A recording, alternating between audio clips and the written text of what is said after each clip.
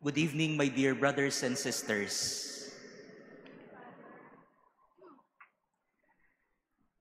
We thank the Lord for gathering us in this celebration of the Eucharist after this very challenging week. Baka po yung iba sa atin hanggang ngayon ay naglilimas pa ng bahay, baka po naglilinis pa tayo ng mga gamit. No? Maybe some of us are still joining us through the online broadcast of this Mass because their house was devastated, especially these past days. So we thank the Lord that we are able to gather in prayer after these past few days. And I think it is also a time for us after these past days to have a meaningful conversation with the Lord. Pagkatapos ng ilang araw na sinubok ang marami sa atin, ngayong linggo na ito ay maari tayong makipag-usap, magkaroon ng isang conversation sa Panginoon. And I would like to focus on the conversation that happened in our first reading and in our gospel today. If you would notice, there is a conversation that happened in the first reading and the gospel. In the first reading, we see the servant of the prophet Elisha telling the prophet that 12 barley loaves are not enough to feed the 100 people. But God, through the prophet Elisha, responded, "It will be more than enough." And that is also the conversation between the apostles and Jesus in the gospel passage today. When the apostles told the Lord, 5 loaves and 2 fishes are not enough to feed the thousands of men who are here. But Jesus said, "It will be more than enough." My dear brothers and sisters, this is the conversation that happens usually. Man says it is not enough, but God says it is more than enough.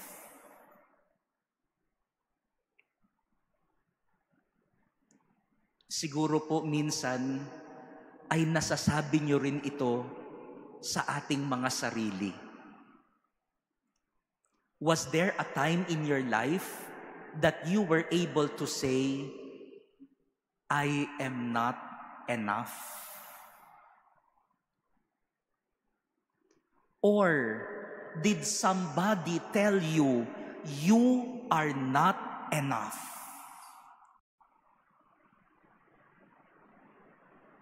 My dear brothers and sisters, God tells you today, you are more than enough.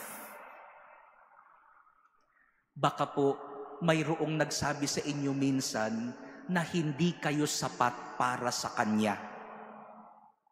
O baka naisip nyo rin sa inyong buhay na hindi ako sapat para sa Kanya. Pero ang sinasabi ng Panginoon sa atin, higit ka pa sa sapat. You are more than enough.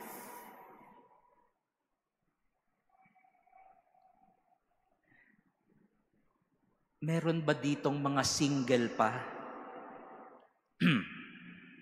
Hindi ko na ipapataas sa mga kamay ninyo, no? Minsan kasi nahihiyang aminin na single pa sila, no? Bakit nahihiya? Kasi nga, madalas kapag single ka, iba ang tingin sa'yo, no? Siguro napapagod na kayong tanungin tuwing pumupunta kayo sa mga party at family reunions, kailan ka ba mag-aasawa? No? Na pag-iiwanan ka na ng kalendaryo, no? Mag-asawa ka na. Kaya tuloy ang mga single, ang tingin nila sa sarili nila, kulang. I am not enough because I am single. I am not enough because I have no one to love me. That is why many people think that they are not enough. That is why many people get sad and depressed because the world tells them, you are not enough.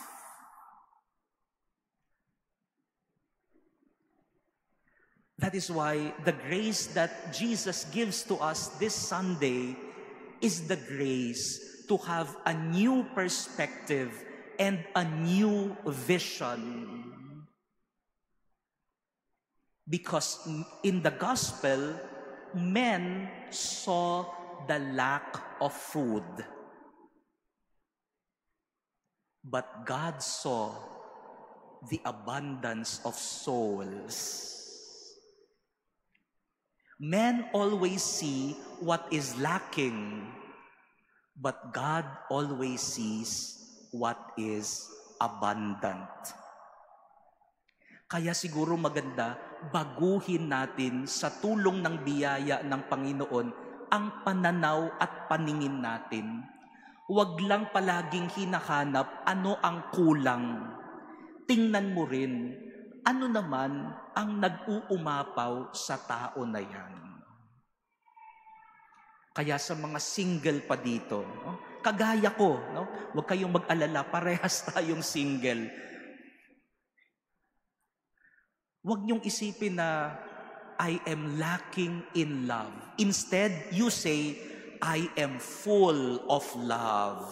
I am just waiting for the right person to share it with. Huwag na huwag ninyong sasabihin, kulang kayo. Sabihin ninyo, punong-puno ako ng pag-ibig. Hinihintay mo na lang kung kanino mo ibabahagi yan. A new way of looking at things, not just what is lacking, but what is abundant. That is why in our second reading today, from the letter of St. Paul to the Ephesians, St. Paul said that when he was writing this letter, he was a prisoner. He said, I, a prisoner for the Lord. But even if St. Paul was in prison, he did not write about what is lacking in him. Instead, he wrote that I received the gift of faith, the gift of call, the gift of the church, the gift of my brothers and sisters. St. Paul was changed by the Lord. Instead of looking at what is lacking, he always sees what is abundant. And even if he was a prisoner in prison, he was writing of what is abundant in his life. I was telling you earlier at the start of the Mass that with us is Father Nads Lumandas. Ang kanya pong tunay na pangalan ay Senador. Kaya Nads ang kanyang palayaw. No? But Father Nads belongs to the MSP, no? Mission Society of the Philippines. The MSP is composed of Filipinos who go for mission. And the places that they go are really poor, far-flung places. No? In Papua New Guinea, no? In those places. No? Kaya kung titingnan niyo ho, mas payat ho siya sa akin. No? Kasi missionary sila. No? Siguro mas kakaunti ang pagkain kapag ikaw ay missionary. But I admire these missionaries because if they see only what is lacking, then I am sure they will not go there.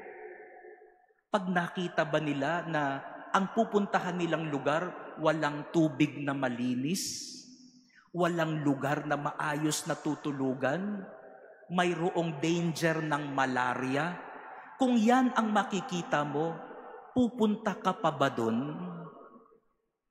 But no, these missionaries see not just what is lacking in that place, they see the abundance of people, the abundance of souls that yearn for the Word of God. That is why they go to mission.